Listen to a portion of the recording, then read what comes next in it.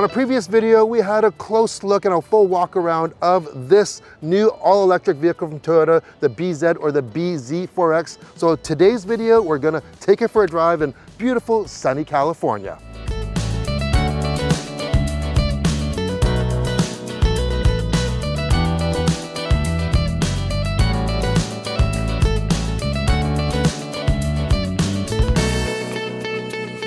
All right, let's just hop right in and get right to the drive of this. Once again, if you haven't watched the previous video, I'll leave a link right in the video description there where we did a full walk around. So what is driving the bZ4X? Well, it all depends on which model you get. There is a front wheel drive and there is an all-wheel drive.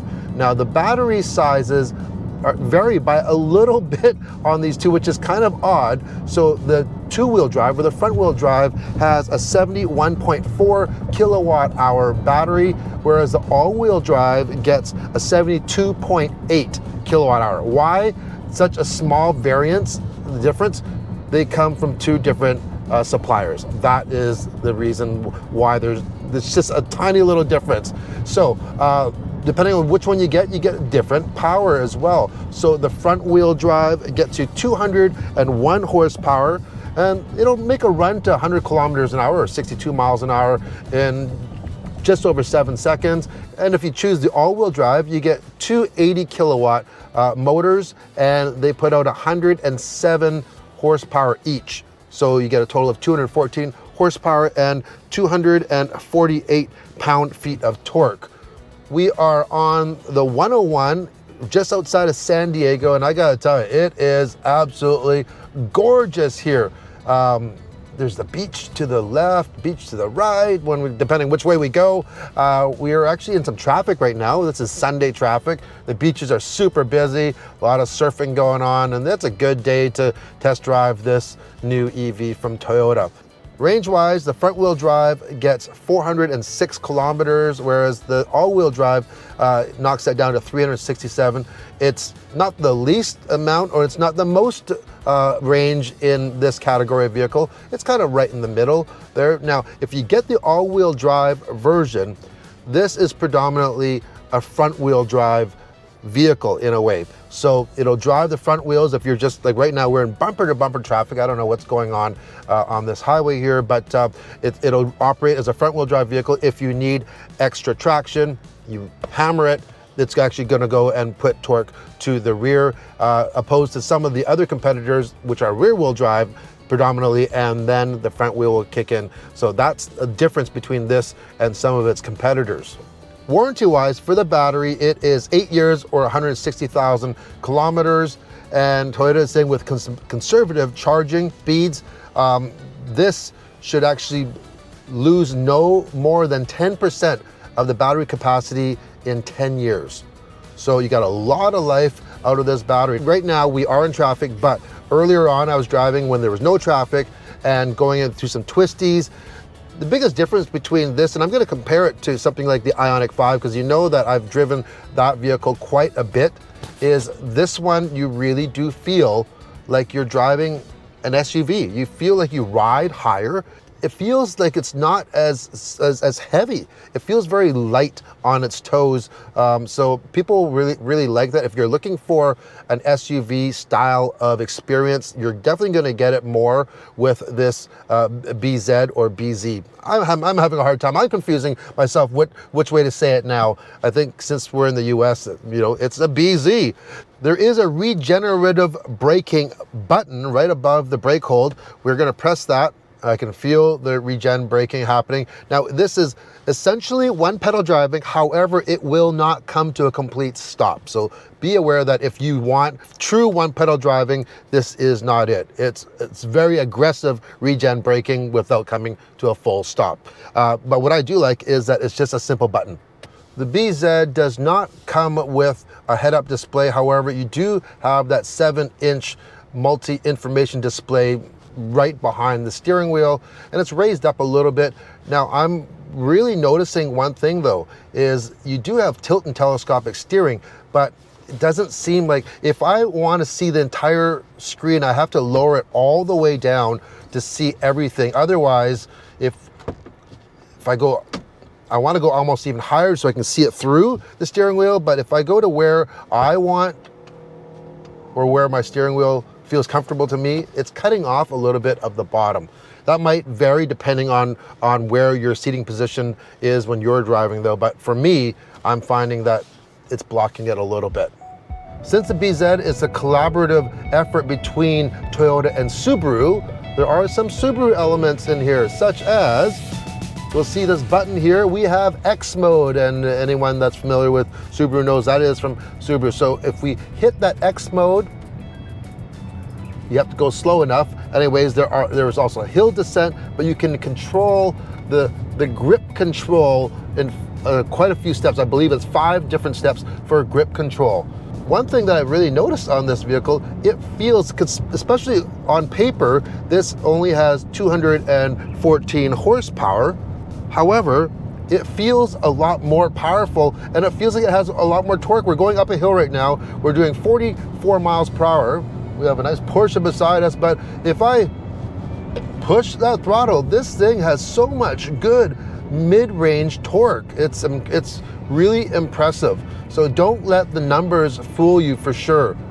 This thing's got a lot of get up and go. So this battery is thermally managed, so it has liquid cooling as well as it has heating, so it can basically always maintain that perfect temperature for the best charging for sure. So in the wintertime, it's gonna heat it up, and summertime it's gonna cool it down so you can get as much juice in as quick as possible without doing a lot of harm to the battery. The bZ is based off of Toyota's new eTNGA platform. So it's an all-electric platform, and it has a lot of rigidity to it. They've built in a lot of torsional rigidity.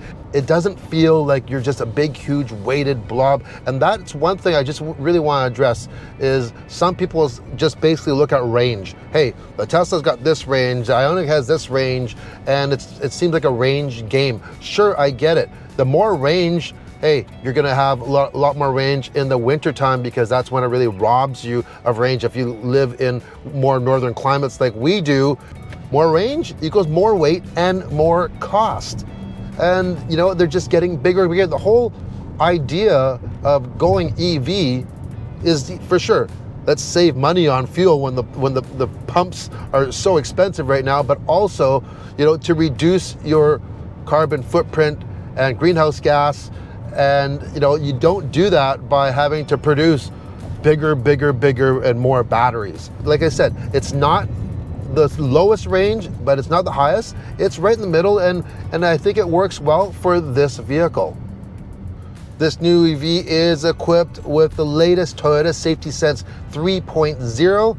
So you do get your rear cross traffic alert, your collision mitigation, your adaptive radar cruise control. Also first for Toyota is Safe Exit Assist, which watches for approaching vehicles and prevents you from opening your door into them. I have to say, I've been to San Diego quite a few times over the years, but a lot of times it's kind of like off into the mountains or just in the downtown San Diego area. We are in Encinitas, and it is absolutely just gorgeous.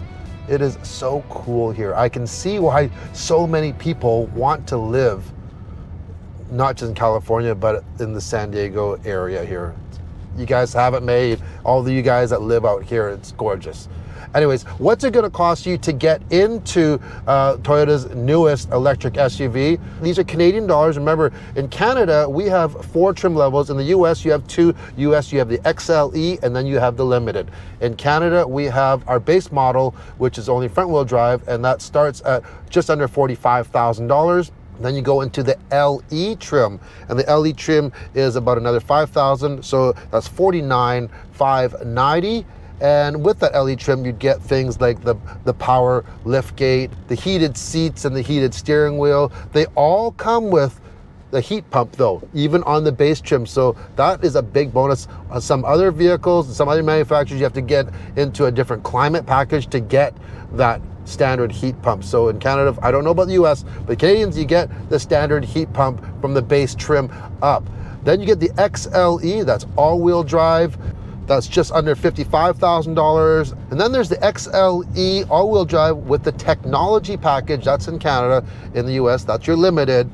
And that's quite a bit of a jump. That's going to run you 62,750 Canadian dollars. However, all of these trims in Canada qualify for not just the federal, but the provincial incentives. So for instance, in British Columbia, where I live, this would qualify for $8,000 off, which is a nice bonus. If you do go for that top trim, it is a big jump between the XLE and that technology package, but you do get things like the hands-free tailgate, and you get the super handy around view 360 camera. You get ventilated seats with it.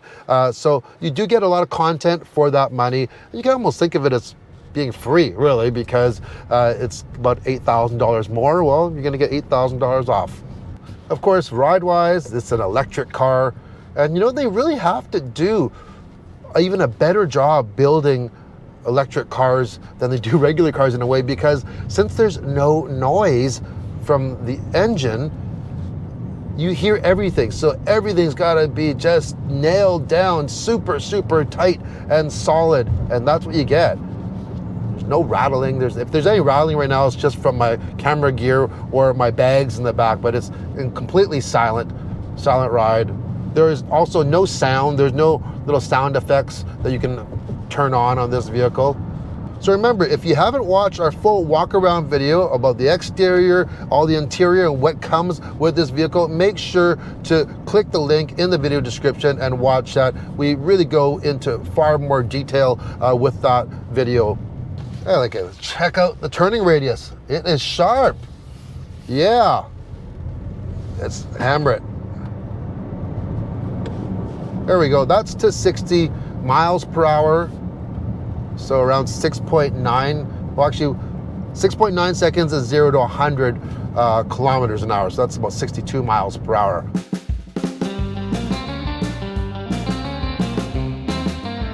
This car totally fits this area.